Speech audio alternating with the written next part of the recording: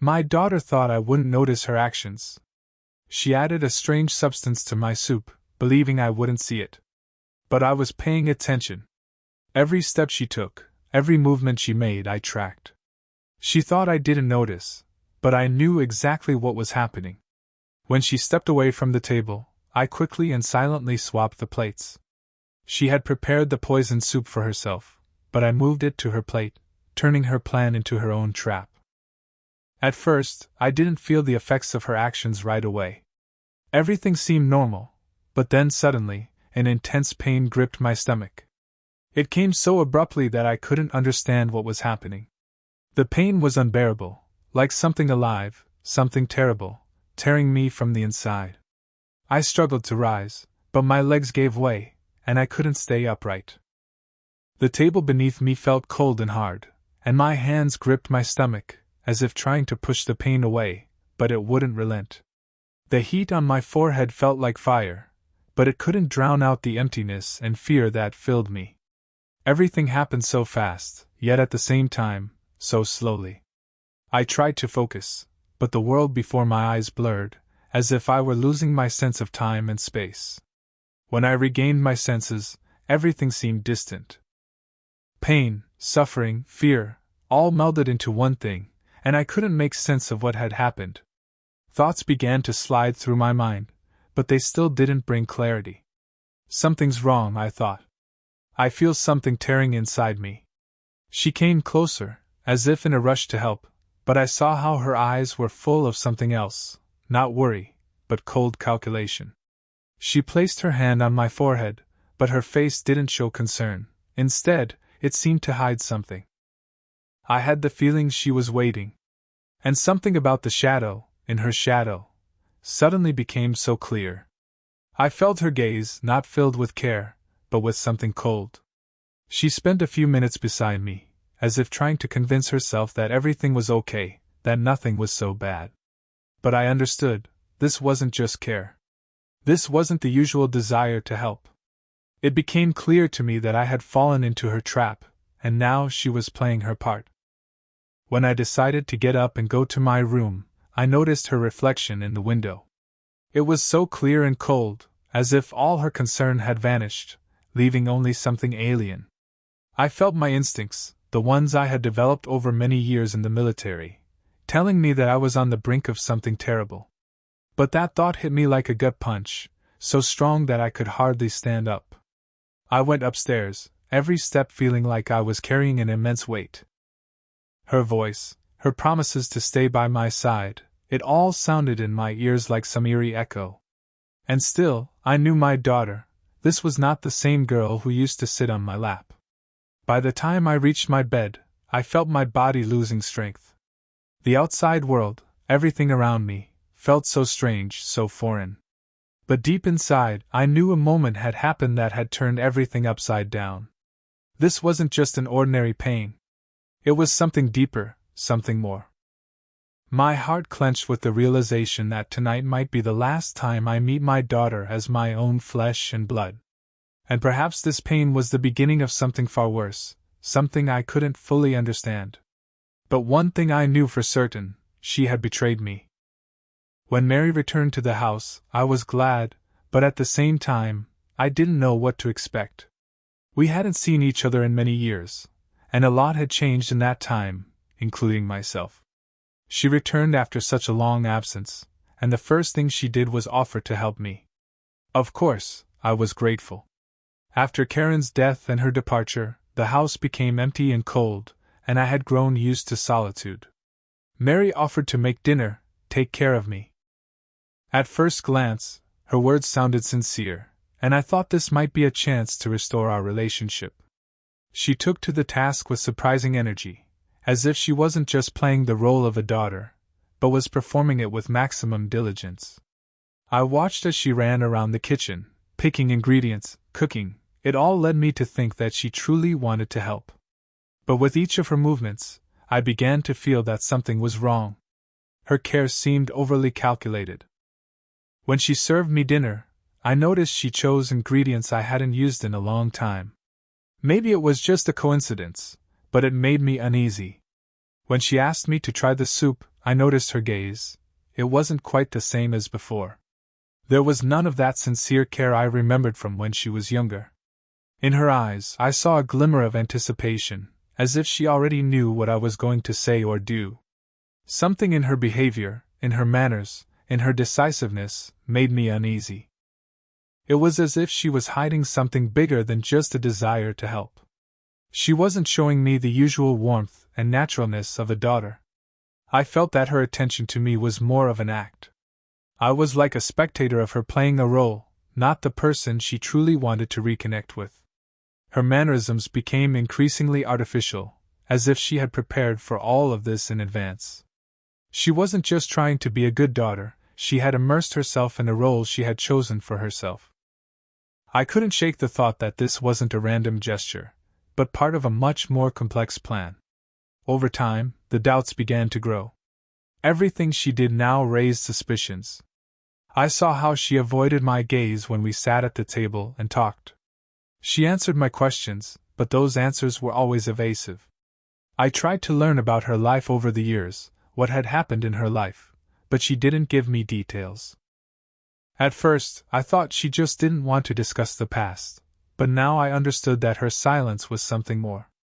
I started noticing that she avoided open topics.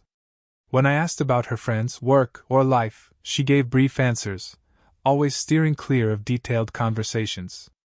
She didn't share anything personal, but at the same time, she tried to create an image of a caring daughter, always ready to help.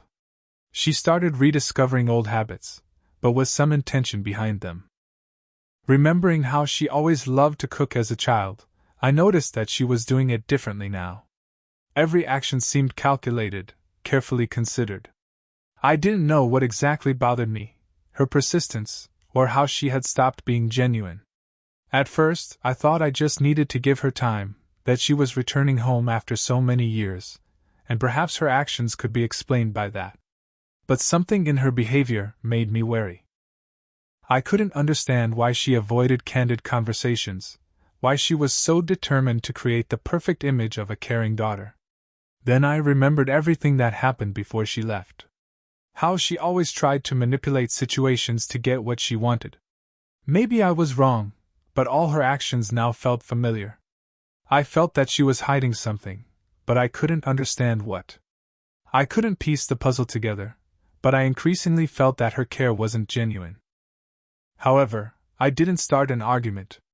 I was cautious and restrained, not expressing my suspicions to her. After all, she was my daughter. I tried to convince myself that this was just my biased feelings, that everything happening was simply the result of long isolation and nervous tension. But no matter how hard I tried, her actions continued to unsettle me. Maybe it was the experience from my military service that made me wary, that made me sense a hidden threat where there was none. I couldn't explain it, but every day spent with her only confirmed my fears. Mary was here, but she wasn't the person I once knew. Now I knew one thing: she was here not just to restore our relationship. I couldn't say exactly what she was planning, but my intuitive feeling told me that her goals were far more complicated than she was letting on. As the days passed, I began to feel a deepening unease. Emma's presence, which I had once welcomed, now seemed to suffocate me. I couldn't shake the feeling that everything she did, every word she spoke, was carefully calculated. The more I observed her, the more convinced I became that something wasn't right. But I also knew that I couldn't outright confront her yet, not without solid proof. My instincts, honed over years of training, told me to be patient, but that was becoming harder to do. Each day, as I watched her go about her tasks, I couldn't help but notice the little things. How she always seemed to be waiting for my response before I could say anything. How her answers to my questions grew more and more vague, as if she was dodging something. I had to admit it to myself. I could no longer deny that she was hiding something, and I was determined to find out what. It was late one evening when the realization finally struck me: there was more to her actions than I had thought. Her motive was starting to become clearer. The way she'd carefully orchestrated everything, from her return to the house to the meals she prepared, it all pointed to something I wasn't prepared to face. But the truth was undeniable. She wanted me gone. Her plans weren't just about me. They were about control, about securing her future, and about manipulating me to do exactly what she wanted. I had long suspected that she wasn't just here to reconnect, but the weight of that thought settled on me like a cold, heavy stone. I needed to act. I could no longer sit back and watch. I had spent too much of my life in the service of my country to let this happen. My instincts told me that this was my moment to regain control. But how? The answer came to me like a flash of clarity. I'd been sitting back, letting her dictate the pace. It was time for me to turn the tables. I could still see the way she looked at me, her eyes filled with a quiet but unshakable confidence, as if she had already won. But now it was my turn. I decided that I would start by doing exactly what she least expected, taking the initiative. I had to use her own plan against her, like a soldier using the enemy's tactics to his advantage. If she thought she had me in her grasp, I would make sure she was the one who ended up trapped. I knew that my military training had prepared me for situations like this. I'd spent my career learning how to read people, how to use the environment to my advantage, and how to stay 2 steps ahead. I would do the same with her. I wasn't going to let her manipulate me any longer. The first step was simple but effective. I began to play my own game. I would subtly shift the balance of power, show her that I was aware of her actions. I wouldn't confront her directly, not yet, but I would keep her on edge. She would start to realize that I wasn't as weak as she thought. Each small change I made, each calculated move, would slowly turn the tide. And soon, she would realize that she was the one walking into a trap. After I took control of the situation, I felt the tension growing. Mary, who had previously moved so confidently, was now becoming more tense. I noticed how she began avoiding my gaze, how her calmness became unnatural. She tried to hide her nervousness, but I could see how her confidence was wavering. I was ready to act. My goal was clear: to expose her scheme and show that I understood everything. All this time, she had been manipulating me, and I knew her actions weren't just about wanting to help, but something much more serious. She thought I hadn't noticed that her behavior was part of a darker plan, and now I needed to press her. I stepped closer. She backed away but still tried to maintain an air of calm, though I could see her hands trembling. She stood a little off to the side, but I knew she was watching every move I made. In that moment, I realized that all I needed to do was ask her the right question. But I also knew that her reaction would reveal more than her words. I looked at her and said calmly, "You didn't think I noticed?" And immediately I saw her face freeze. She tried to hide her panic, but she couldn't maintain control anymore. I saw how her gaze, though controlled, betrayed her confusion. She knew I had figured it out. She tried to say something, but her words were flat and unconvincing. She tried to hide her fear, but it was clear in every movement she made. She could no longer manipulate me. Now I was in control, and all that was left was for her to reveal her secret. She tried to step away again, but her eyes gave her away. I knew she was trying to hide that her actions weren't just her choice. There was someone else behind her manipulation. A man who was directing her, pushing her toward this crime. It all became clearer. She wasn't acting on her own. She had become part of someone else's plan. I kept watching her, not taking my eyes off her. Her face paled, and I saw her begin to understand that her scheme was falling apart. The panic in her eyes became more and more evident. She knew she couldn't hide anymore. I was sure now that she couldn't conceal the truth any longer. The lies she had used to deceive me no longer had any power. All that was left for her was to admit that her manipulations had been exposed. Mary stood before me, her face pale and her eyes darting around, avoiding mine. I saw how she tried to conceal her unease, but she couldn't control her emotions any longer. Every unnatural movement, every glance, betrayed her confusion. It wasn't just anxiety. I could feel the panic rising inside her. She could no longer pretend.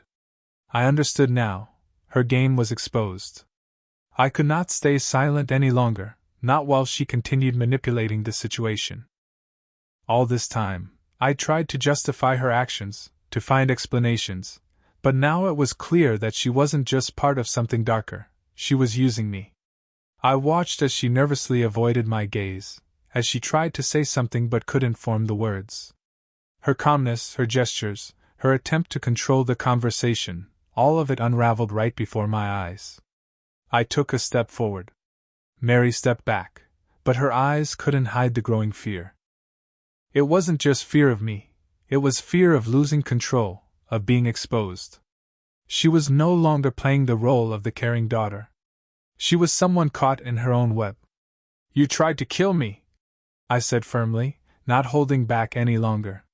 The words hung in the air, heavy and final. I saw her freeze for a moment, her face blank, but her body stiffened, and I knew she realized she couldn't hide anymore. She tried to speak, but her words lacked conviction. They sounded too flat, too forced. But I knew this wasn't just her idea. She wasn't acting on her own. "You're not alone in this," I continued, feeling the weight of the truth coming out. I saw her face drain of color, and I knew that at that moment she couldn't hide her panic any longer. She realized I had figured it all out. I had exposed her. Her plan was unraveling, and she was caught. "I know there's someone else behind this. It wasn't your decision. You didn't do this on your own." Her eyes widened, and I saw her hesitate, trying to find an excuse, but she couldn't. She was trying to get away, but there was no escape. Her silence said everything. She wasn't acting out of her own volition. There was a man behind her actions. A man who had manipulated her, pushed her into committing this crime for his own interests. It was becoming clearer by the second. She wasn't acting on her own. She had become a pawn in someone else's game. I took another step closer, and she tried to step back again, but I knew it didn't matter anymore. I was certain now. She wasn't the one in control. It was him, the man who was using her for his own gain. "I know who's behind this," I said, my voice calm but firm. "It's him. The one who's been manipulating you for money. You're just a pawn in his game." Her face went even paler, and I saw her hands begin to shake. She was trying to hold it together, but her panic was now visible. She knew I was right. She couldn't hide it any longer. Her manipulation, her lies, all of it was exposed. In that moment, she understood that she couldn't hide the truth anymore. The man who had been pulling her strings had been revealed. She was no longer the one in control. The weight of her actions had caught up to her. When I realized that everything happening in my house was part of a large, intricate plan that had been set in motion long before Mary returned, I knew I had to act decisively. I couldn't allow her to continue playing her game, and I couldn't let her manipulate me or anyone else again. It was clear to me that if I didn't take action now, I would never be able to fix the situation. This was the moment when I had to sever all ties with her, and possibly even with my own past. All this time, no matter how hard I tried to keep my relationship with her within normal family boundaries, I was really in the hands of a manipulator. She used everything she could to achieve her goal. And now, I was ready to distance myself from her to protect myself and others. I didn't know exactly how I would do it, but I knew one thing: if I allowed her to stay close, if I let her get even the slightest part of my estate, she would return. And I couldn't allow that. I decided that the first step would be to gather evidence. I needed to make sure that all her actions were not just manipulations but also crimes. I knew that she was acting under someone's control, that this man, perhaps, was a professional con artist. I had to find all the proof that would confirm this, not only to sever my ties with her but to protect my own life. I wasn't a lawyer, but my life experience, the years I spent in the army, had taught me to be alert. I knew how to recognize threats, and Mary had become one of the biggest threats to me. I started collecting whatever I could. I searched through her messages, notes, anything that could link her to this man. I also understood that I would need to go to the police. This decision didn't come to me immediately. I didn't want to believe that my daughter could be part of such a conspiracy. I spent a long time convincing myself that her behavior was just a result of her personal problems, but now everything had become too obvious. I couldn't stay silent any longer. I knew that if I continued to ignore her actions, the consequences would be even worse. I had to report her manipulations to the authorities so they could investigate her behavior. I was determined to act resolutely and not look back. This was the moment when I had to take full responsibility for my future. As I began collecting evidence, I felt the mounting anxiety press on me. I had to hide my actions from her. I felt how difficult it was to keep my intentions hidden, how every word and movement was now under scrutiny. I couldn't trust her, and every word she spoke now sounded like manipulation. This wasn't just painful, it was devastating. I felt like my entire life was falling apart. The daughter I had known no longer existed. She had turned into a stranger, a shadow of the person she once was. Everything I was doing with a heavy heart. But I knew there was no other way. I couldn't allow her to use me or anyone else to achieve her goals. And even if I lost everything I had, I couldn't allow her to destroy me completely. Once I gathered enough evidence, I decided to go to the police. It was a difficult decision, but I knew it was necessary. I couldn't just sit aside anymore and watch her manipulations continue. I collected everything I could: documents, messages, and even a few recordings related to her communication with this man. I understood that going to the police could lead to serious consequences. This could affect not only her future but mine as well. When I stood in front of the police, explaining my situation, I felt the weight of anxiety settle over me. I didn't know what would happen next, but I knew that at that moment I had done everything I could to stop her. Everything happening was terrifying. I didn't know if I would ever regain control over my life after this, but I understood one thing: this was the last step. But the decision didn't stop there. After reporting her actions to the police, I realized that I had to sever all ties with her completely. I needed to rid myself of her to fully close that chapter of my life. Mary could no longer remain in my life. Severing ties with my daughter turned out to be the most painful and difficult decision I had ever had to make. I knew I couldn't let her interfere in my life anymore, that she could no longer be part of my family. I decided to disinherit her and donate everything to charity. This wasn't just a legal decision. It was a moral judgment of what she had done. She had betrayed me, and I couldn't allow her to use my resources for her criminal intentions. When I signed the papers, I felt my whole body tighten with pain. I didn't want to do this. I wanted to believe that my daughter could still be the person I once loved, but she had made her choice. She chose the path that led to destruction, and I couldn't be part of it anymore. This was the moment when I fully realized that I had lost not just a daughter, but a part of myself. But I knew that if I didn't do this, I would lose even more. I couldn't let her manipulate my feelings. I couldn't allow myself to be weak and continue tolerating her lies. Now, as I stood before this decision, I felt everything that had been in my life fade away. But I knew one thing: I had done the right thing. I couldn't leave everything that had happened without consequences. I chose the path that protected me, my future, and even those who could become the next victims of her manipulations. Moving to a new city wasn't just a physical change of location. It was a symbolic beginning of a new life. I left behind not just the house, which once was filled with memories, but also all the pain caused by my relationship with my daughter, by what had happened. Every street in that city reminded me of what I had lost, but I also knew that I had to move forward. Sometimes, in order to survive, you have to leave everything behind and start with a clean slate. The new city turned out to be small, cozy, and peaceful. There was no noise or hustle of the big metropolis. It was the perfect place to find peace and restore emotional balance. The people here were simple, sincere, and every day I felt that among them, I could be myself. There were no expectations, no obligations toward those who tried to use me. It was a blessing. My first step in this new world was to get a volunteer position at the local hospital. I knew that helping people was something that could bring me a sense of purpose. I worked with other veterans who, like me, had been through the horrors of war. Their stories, their experiences, it was all so close and familiar to me. I could share with them what I had gone through, and, in return, listen to them.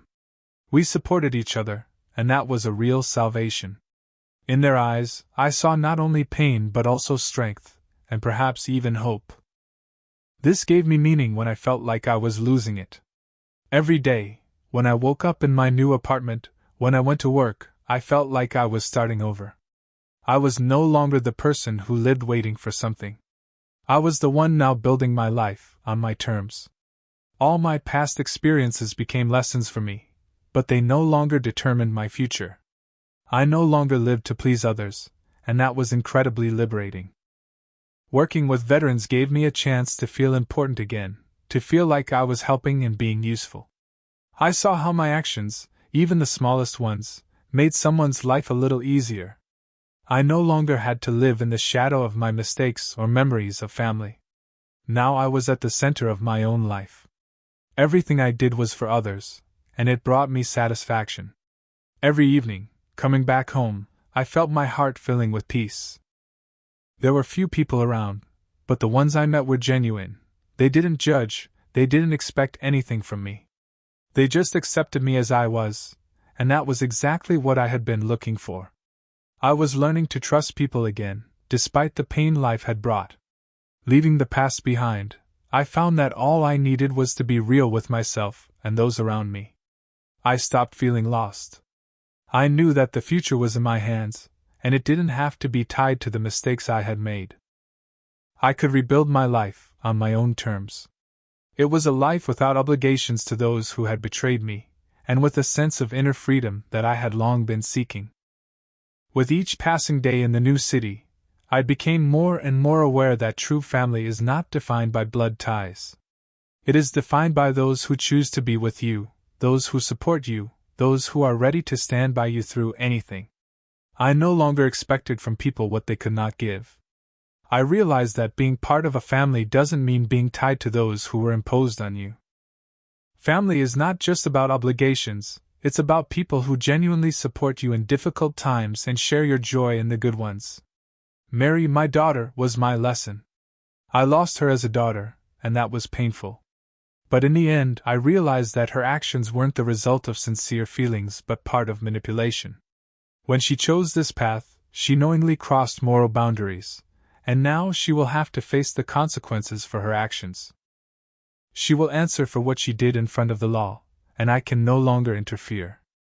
I did everything I could to expose her deceit, and now I was ready to move on, not letting her mistakes affect my future. I no longer wanted to be connected to someone who betrayed my trust. It was painful, but I knew that, despite our family ties, her actions were criminal, and the consequences were inevitable. Mary would now have to face the repercussions of her decisions, and I could no longer be part of her manipulations. I created a new life surrounded by people who are genuine and ready to support me. At the hospital, among veterans, I found those who share my values and my story. We became a true family to each other, based on mutual understanding and support.